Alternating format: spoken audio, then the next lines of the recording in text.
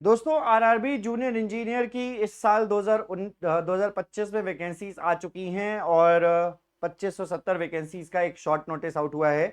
31 अक्टूबर से 30 नवंबर तक फॉर्म भरे जा सकते हैं। बहुत सारे स्टूडेंट के मन में सवाल है कि सर इस बार क्या चांसेस हैं, इस बार कितनी जो है एग्जामिनेशन डेट्स क्या हो सकती हैं, कितनी वैकेंसीज हैं तो पता ही है। सीबीटी 1 की डेट्स क्या हो सकती है, बहुत सारे स्टूडेंट का ये सवाल मेरे से आ रहा है। बहुत सारे स्टूडेंट मेरे से लगातार कई जगहों पर सवाल पूछ रहे हैं, चाहे वो यूट्यूब पे हो, चाहे वो कोई स्पेशल इवेंट पर हो, सभी जगहों पर। तो मैं एक आइडिया बता देता हूं कि अभी से अगर आप प्रिपरेशन करेंगे तो ज़्यादा बेहतर है, थोड़ा सा प्रीवियस एनालिसिस करके। 2018 में अगर मैं आपको लेके चलूं तो दिसंबर में आपका एग्जाम नोटिस आया था। 29 दिसंबर को फॉर्म भरे गए। 2 जनवरी से लास्ट डेट 31 जनवरी थी 2018 के नोटिफिकेशन की, और 22 मई ऑलमोस्ट 3.5 मंथ का आपको समय मिलता है सीबीटी 1 के लिए। अगर आप देखेंगे फरवरी, मार्च, अप्रैल, उसके बाद मई का ऑलमोस्ट 15 डेज के अराउंड, तो आपको 3.5 मंथ का समय मिलता है सीबीटी 1 में। फिर सीबीटी 2 जो है ठीक 1 से 2 महीने के अंदर, जून, जुलाई, अगस्त, 2-3 महीने के अंदर अंदर, मतलब ये 22 मई से लेकर कुछ 15 दिन एग्जामिनेशन चला था, तो लगभग 2 महीने के अंतराल पे आपका सीबीटी 2 हो जाता है। इसी प्रकार से अगर मैं सीबीटी 2 के रिजल्ट की बात करूं तो नवंबर में आपका सीबीटी 2 का रिजल्ट आ जाता है। मींस ये प्रक्रिया 1 साल में पूरी कर ली जाती है 2018 में। 2024 में अगर कुछ डिटेल्स पर जाएं तो 30 जुलाई को आपका नोटिफिकेशन आता है, और उसके बाद 30 जुलाई से 29 अगस्त तक फॉर्म भरे जाते हैं, और एग्जाम जो होता है सीबीटी 1 16, 17, 18 दिसंबर 2024 को सीबीटी 1 एग्जाम होता है।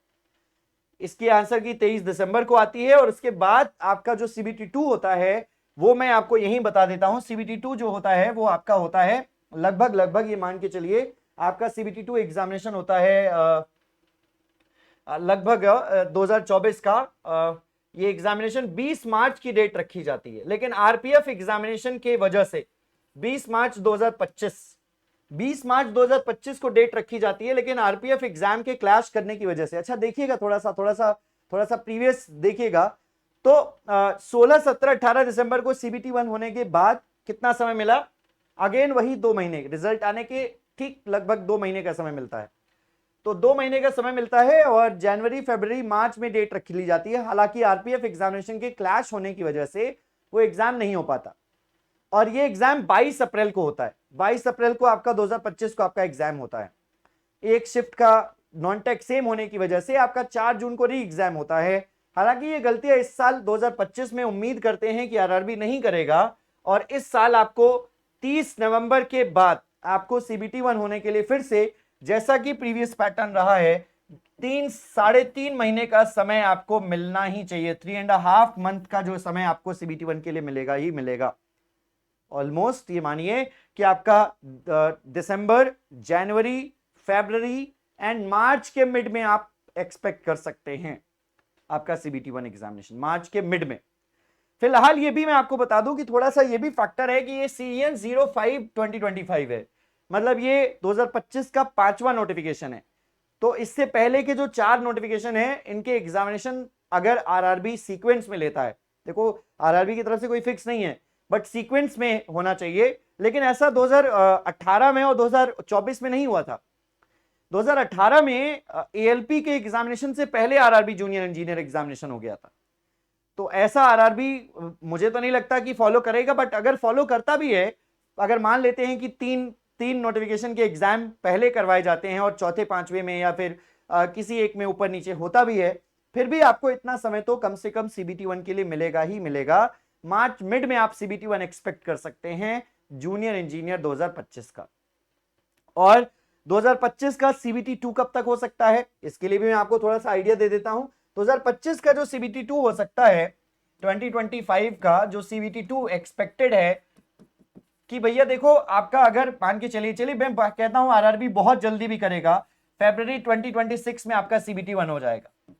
लेट्स से फरवरी 2026 लास्ट में ही होगा, तो फरवरी 2026 की सीबीटी 1 होने के बाद आपको एटलीस्ट कम से कम 1 महीने का समय लगेगा रिजल्ट निकालने के लिए, क्योंकि आंसर की आएगी 1 महीने का, 1 से 1.5 महीने भी कह सकते हैं सीबीटी 1 का रिजल्ट आने में लग जाएगा। तो उसके बाद आपको 2 महीने का समय मिलेगा सीबीटी 2 के लिए। तो ये मान के चलिए कि फरवरी के बाद मार्च में अगर मार्च या अप्रैल के मिड तक रिजल्ट आता है तो अप्रैल मई जून मींस जुलाई के अराउंड जो है वो सीबीटी 2 हो सकता है। इस हिसाब से 2025 का जो सीबीटी 2 हो सकता है वो जुलाई के मिड में, जुलाई मिड या फिर अगस्त में हो सकता है आपका एग्जाम हो सीबीटी 2, क्योंकि पूरा एक साल एटलीस्ट लगता ही लगता है। अगर आप ऑलमोस्ट अगर आप कंपेयर करोगे तो पूरा एक साल ऑलमोस्ट लग जाता है पूरी प्रक्रिया को करने में।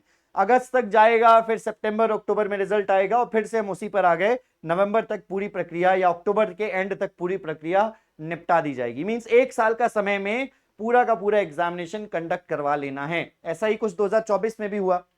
सीबीटी 2 का रिजल्ट आप देखिए, है ना, तो ऐसा ही कुछ 2024 में हुआ। उसके पहले आप देखेंगे 2024 का रिजल्ट ये जुलाई के अराउंड, जुलाई एंड के अराउंड आया है ना, मुझे याद है अच्छे से। जुलाई एंड में सीबीटी 2 के 4 जून का, जो 4 जून की शिफ्ट हुई थी, उसका रिजल्ट जो है वो आया है, क्योंकि यहाँ पार्ट वाइज रिजल्ट आया। पहले कुछ जोन्स का पहले रिजल्ट आ गया, कुछ जोन्स का बाद में रिजल्ट आया। लेकिन आरआरबी ऐसी गलती शायद 2025 में ना करे। इतना हल्ला होने के बाद, इतना सब कुछ होने के बाद शायद 2025 में आरआरबी ऐसी गलती ना करे, और ये एक्सपेक्टेड है कि एक साल में पूरी प्रक्रिया निपटा ली जाए। तैयारी भी आपकी इसी हिसाब से होनी चाहिए।